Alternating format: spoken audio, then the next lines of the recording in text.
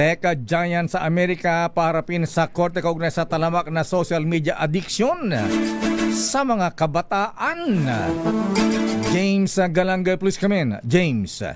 Ipinapatawag sa Korte ng Estados Unidos sa mga malalaking tech companies tulad ng Meta, TikTok at YouTube kaugnay ng mga alegasyon na nagdudulot ang social media ng adiksyon sa mga kabataan na sinasabing nagiging sanhi ng mga suliranin sa kanilang mental health.